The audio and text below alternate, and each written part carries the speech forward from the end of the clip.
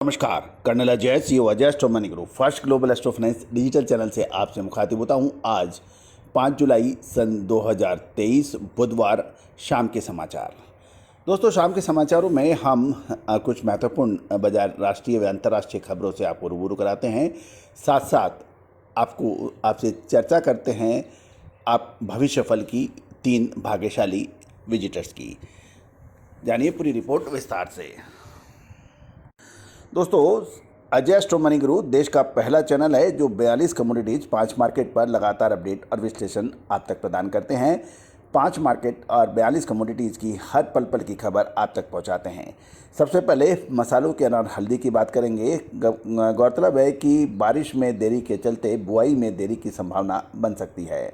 हल्दी की बुआई अधिकांश कर्नाटक, वाशिम और नांदेड़ में होती है और हल्दी की नई बुआई महीने जुलाई के महीने तक होती है, पर बारिश के चलते अब बुआई में देरी होने की संभावना बन गई है। इस हफ्ते मंडियों के में भाव लगातार सुधार देखे जा रहे हैं। दोस्तों, मौसम पर भी अब आगे हल्दी की बिजाई पर फर्क पड़ेगा और कर्नाटक में लगभग सभी खरीफ की फसलें पिछड़ गई हैं। इसके ऊपर हमारा एक विशेष शो हमने चैनल पे अपडेट किया हुआ है, उसको भी आप देखना बिल्कुल ना भूलें। अंतर्राष्ट्रीय खबरों में खाद्य संकट के बीच भारत ने अफगानिस्तान को 10,000 टन गेहूं की सहायता पेश की है। भारत ने अफगानिस्तान को 10,000 मैट्रिक टन गेहूं दान में दिया है क्योंकि यह देश भीषण खाद्य संकट से जूझ रहा है और साल 2022 में प्रदान की गई 40,000 टन गेहूं की सहायता के अतिरिक्त है। पिछले महीने भारत सरकार ने अफगानिस्तान को 20,000 मैट्रिक टन गेहूं भेजा था। 90 लाख की आबादी वाला अफगानिस्तान अत्यधिक खाद्य असुरक्षा का सामना कर रहा है और गंभीर आर्थिक कठिनाइयों और भूख से प्रभावित है। दोस्तों, ये भी एक महत्वपूर्ण खबर मानी जाती है। दोस्तों, दूसरी खबर आ रही है रूस से गेहूं के निर्यात की। कमज़ोर रूबल के बावजूद रूसी निर्यात में कीमतें बढ़ी। आयातकों से मजबूत मांग और रूबल के डिवैल्यूएशन के बावजूद पिछले सप्ताह रूसी गेहूं की निर्यात कीमतें बढ़ गई हैं। गौरतलब है कि जब किसी देश की करेंसी घटती है या डीवैल्यूड होती है तो उसके भाव कम होते हैं, लेकिन यहाँ विपरीत हो रहा है।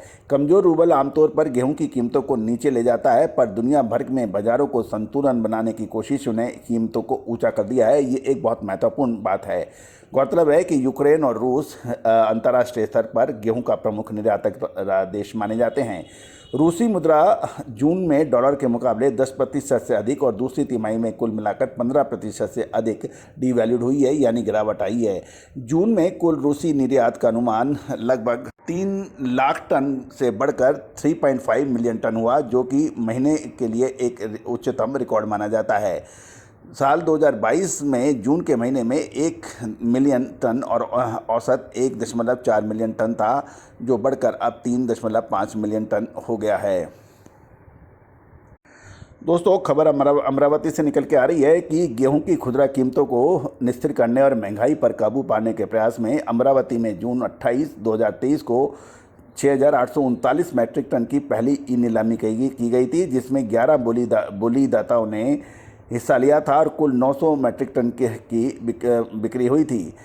आज ओपन मार्केट सेल स्कीम के तहत 6,400 मैट्रिक टन की ई नीलामी रखा गया है अमरावती में। ये खबर हिंदू से आप तक पहुंचाई जा रही है। दोस्तों, गेहूं की एक और अंतर्राष्ट्रीय खबर है कि जापान, अमेरिका और कनाडा से एक टेंडर के जरिए 1,15,717 टन खाद्य गुणवत्ता वाला गेहूं खरीदने की कोशिश कर रहा है। ये टेंडर गुरुवार को बंद हो जाएगा। जापान अधिकांशतः गेहूं आमतौर पर महीने में 3 बार जारी किए गए टेंडरों के माध्यम से खरीदता है, तो ये भी एक महत्वपूर्ण खबर मानी जाएगी। दोस्तों, मक्का के लिए बिहार से खबर निकल के आ रही है। बिहार में काफ़ी अच्छी पैदावार मक्का के होने के साथ साथ यूपी में भी गर्मी वाली मक्का अब बाज़ारों में आ गई है। ऊंचे भाव को देखकर यूपी में भी किसानों ने इस बार मक्का की बिजाई ज़्यादा की थी। एक साथ मंडियों में आवक बढ़ने से यूपी ने इटावा, फर्रुखाबाद, कन्नौज के साथ साथ कासगंज, छर्रा, बुलंदशहर, सिकंदराबाद में मक्का के भाव 1,800 से 1,825 रुपये पर स्थिर हैं। बिहार की मक्का का व्यापार थोड़ा सा स्थिर हो गया है। यही कारण है कि बिहार में मक्की का रैक 1840 रुपये से 1850 रुपये का बताया जा रहा है। हरियाणा और पंजाब में यूपी का मक्का 1980 से 2025 रुपये और बिहार का 2050 से 2080 रुपये में बिक रहा है। यूपी की मक्का को देखते हुए थोड़ा अब ठहराव समझना और पहचानना चाहिए। दोस्तों, बाजरा का भाव मक्का के साथ साथ चलता है। जैसे ही मक्का के भाव गिरते हैं, बाजरे के भाव भी बाज़ारों में गिर जाते हैं। साथ साथ यदि मक्का के भाव बढ़ते हैं तो बाजरे के अंदर भी तेज़ी दिखाई देती है। मक्का का भाव कम होने और बाजरे के व्यापार प्रभाव पड़ता है और पिछले सप्ताह लगातार बरसात होने से अराइवल प्रभावित हो रही है। एटा, मैनपुरी व हाथरस मथुरा लाइन में भाव नमी के हिसाब से 1880 से 1980 रुपये प्रति क्विंटल चल रहे हैं और अभी निकट भविष्य में भाव और घटने की गुंजाइश नहीं है, क्योंकि पुराना बाजरा बिल्कुल बचा नहीं है और नई फसल में अभी भी लगभग 3 महीने का समय लग सकता है। ऐसी परिस्थितियों में बाजरे के अंदर तेजी की संभावनाओं से इनकार नहीं किया जा सकता। दोस्तों, अब खबर मसालों की। दोस्तों, आज फिर जीरे के हाजिर व वायदे बाज़ारों में अच्छी तेज़ी दर्ज हुई, जबकि NCDX में तो शानदार तेज़ी दर्ज हुई। जीरा जोधपुर के अंदर 50,000 से 56,000 रुपये, 56,500 के बीच में बताया जा रहा है। यहाँ पे 500 रुपये की तेज़ी दर्ज हो गई है। मेथी 6,500 से 7,500 और सौंफ 23,000 से 27,500 के भाव हैं। कोटा राजस्थान के कोटा हड़ौती इलाके में धनिया ईगल 5,800 से 6,400, बदामी 5,500 से 6,000 बताया जा रहा है और कोटा में मेथी के भाव 57,000 से 6,200 रुपये बताई जा रही है। मुंबई में जीरे के भाव 60,000 से 62,000 और बढ़िया क्वालिटी का भाव 66,000 से 68,000 है। अजवाइन मुंबई में 20,000 से 35,000 क्वालिटी अनुसार है और मेथी वहाँ 7,500 से 10,000 के भाव बताए जा रहे हैं। दोस्तों, ड्राई फ्रूट्स मार्केट में मखाने पे खबर निकल के आ रही है कि बिहार, जो कि मखाने का सबसे बड़ा उत्पादक राज्य माना जाता है, वहाँ पर इस साल मखाने की फसल को लगभग 45% तक नुकसान होने के समाचार मिल रहे हैं।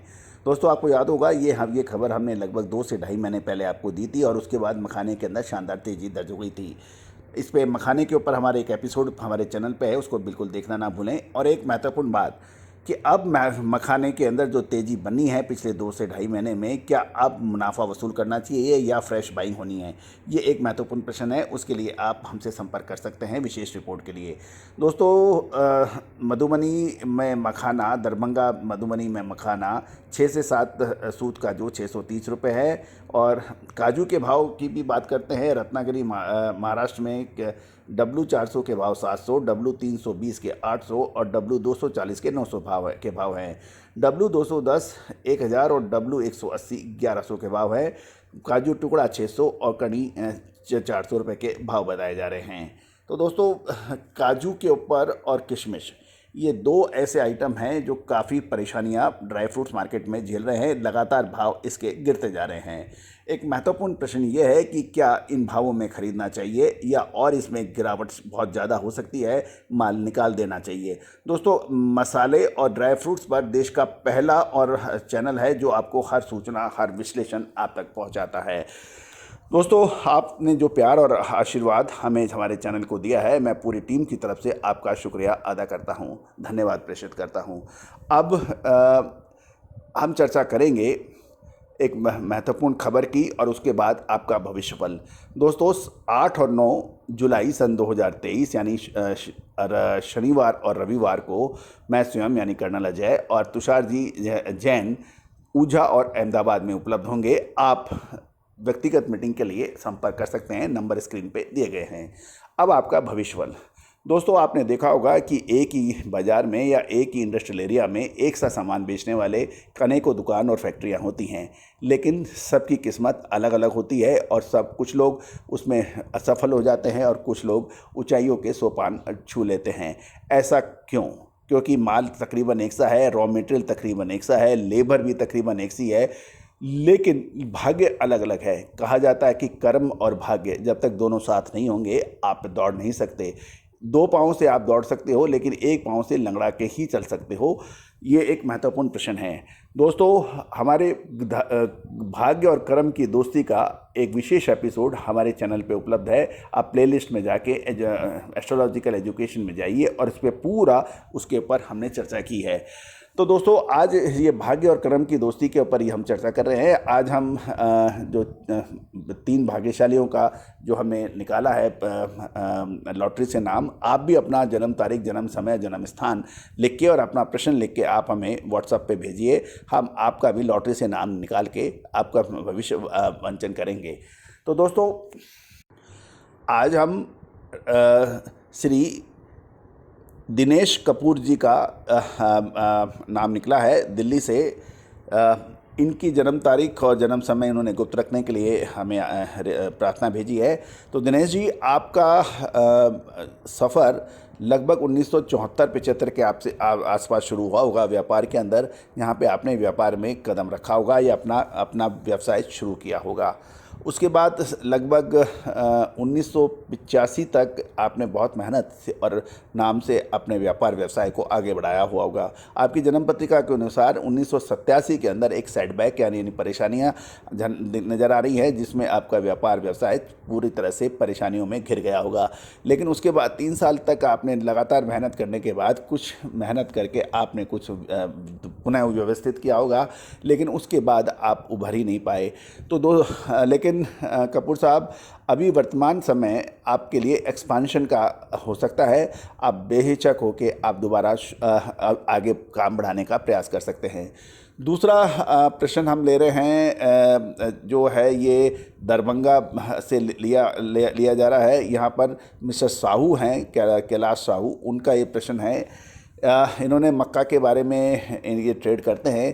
तो और साहू साहब, आपकी जन्म पत्रिका कह रही है कि पिछले 4 साल आपके बहुत शानदार रहे, ज़बरदस्त रहे, आपने बहुत पैसा भी कमाया, इसमें कोई दरार नहीं है।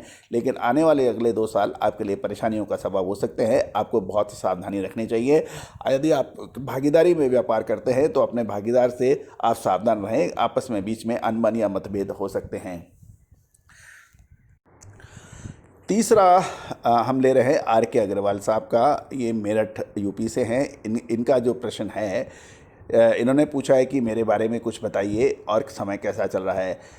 RK अग्रवाल साहब, आपने मेहनत जी तोड़ के की है, नॉलेज आपके ऊपर दुनिया जहान की है और सारी दुनिया आपकी बुद्धि और की कायल भी है। लेकिन सबसे बड़ी समस्या ये होती है कि आपका स्वयं का व्यापार बिल्कुल आपकी स्पीड के मुताबिक बिल्कुल नहीं चल रहा है। और ये समस्या लगभग पिछले 12 से 13 साल से लगातार चल रही है। और आप अपने व्यापार से असंतुष्ट हो सकते हैं, तरीके से असंतुष्ट हो सकते हैं, तरक्की से असंतुष्ट हो सकते हैं। लेकिन बिल्कुल नहीं घबराइए, अब आपका समय शुरू होता है। आने वाले 3 से 5 साल निश्चित रूप से आपके लिए बहुत बेहतर होंगे और जो आपकी कड़ी मेहनत है उसका पूरा फल अब आपको मिलेगा। बिल्कुल मत घबराइए, बिल्कुल डटे रहिए, अब समय आपका फल पाने का है। दोस्तों, आपको हमारा ये प्रोग्राम कैसा लगता है, अपनी राय अवश्य दीजिए। All the very best, good luck, happy trading.